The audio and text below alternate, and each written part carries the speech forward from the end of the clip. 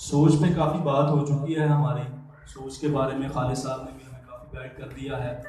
यहाँ है वर्ड बेदारी, इसके ऊपर सेमिनार है। कुछ दोस्त अहबाब जो बैठे हुए हैं, इनको कल दावतनामे में वो चाहे हैं, तो वहाँ पर भी जो वर्ड था वो था बेदारी। तो मैं इस पे बात करना चाहूँगा कि बेदारी है असल में क्या।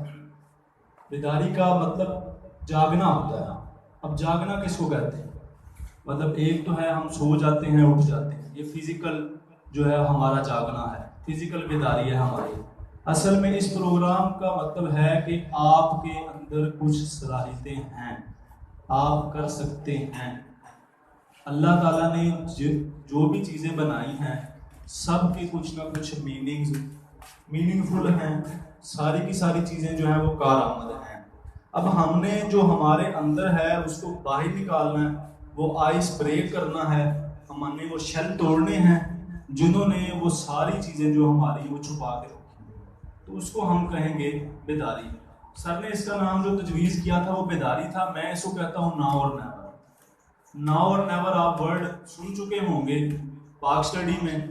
चौधरी रहमत अली ने जब पाकिस्तान का नाम तजवीज़ किया था तो जो पॉम्फलेट था वो उस वक्त नाउ और नेवर के नाम से था, यानी अब या फिर कभी नहीं। जिस उम्र के हिस्से में हम लोग हैं, यानी we are in youth age, teen age भी इसको बोल देते हैं, कुछ टीन एज से आगे निकल गए हैं, तो 20 to 30 हमारे पास जो अपॉर्चुनिटी है वो 40 है।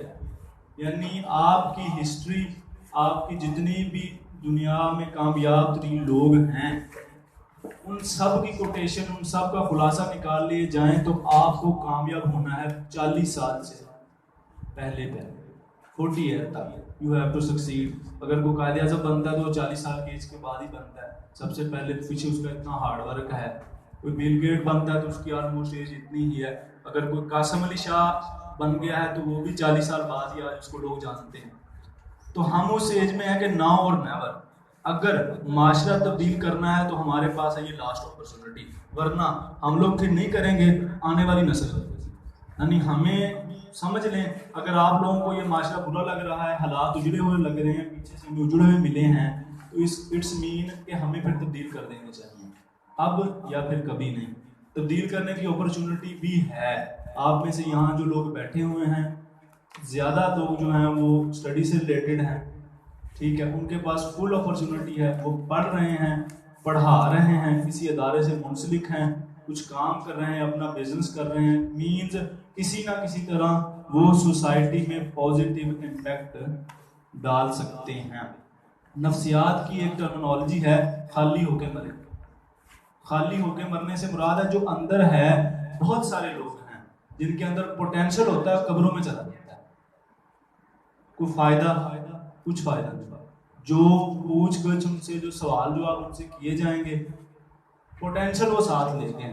यानी अगर किसी के पास इतनी पोटेंशियल है कि वो किसी की खिदमत, फॉर मेरे पास पोटेंशियल है, अल्लाह ताला का खास करम है कि मैं पढ़ रहा हूँ, मीन्स मेरे पास नॉलेज है, इल्म है, मैं ट्रांसफ़र कर सकता हूँ। मैं किसी को नहीं पढ़ाता, इल्म को दबा के रखता हूँ, अपनी चीज़ें अपने पास संभाल के रखता हूँ, कल को मैं मर जाऊँगा वो साथ लेके चलेंगे। तो नफ्सियात की वो टर्मिनोलॉजी है खाली होके मरे। यानी अगर आपने मर ही जा, दो तरह के लोग होते हैं, इस्लाम में सब कोट करते हैं, दो तरह के लोग होते हैं। एक कहते हैं जी कुछ नहीं करते क्योंकि मर जाना है, यानी कुछ करना ही नहीं क्योंकि मर जाना है। और एक वो लोग होते हैं जो कहते हैं क्योंकि मर जाना है इसलिए कुछ करके मरते हैं, मीन्स किसी को बेनिफिट हो। आज आप लोग यहाँ कोट कर देते हैं कायदे आज़म मोहम्मद अली जिन्ना, इल्लामा रहमतुल्लाह इकबाल, सारे जो मतलब फेमस लोग हैं, तो आप इनकी लाइफ हिस्ट्री पढ़ें, उन्होंने कुछ किया है तो उनका नाम जिंदा है। वरना इस गांव से मेरे ख्याल में बहुत सारे लोग हैं जिनकी डेथ हो गई है, हमारे फैमिली में से बड़े लोग जिनकी डेथ हो गई है, उनका नाम है कहीं जिंदा।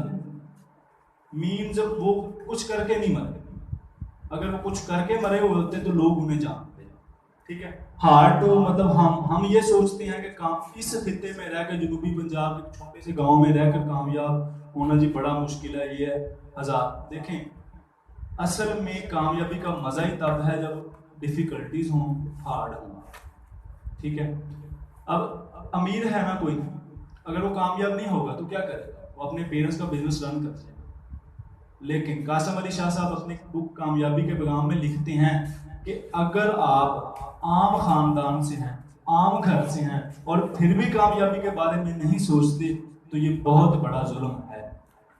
यानी हमें सोचना भी चाहिए, हम आम से घर से ताल्लुक रखते हैं, हमें कामयाब होना भी चाहिए, हमें वो थिंकिंग रखनी भी चाहिए, फिर भी हम नहीं सोचते कि हमें कामयाब होना चाहिए।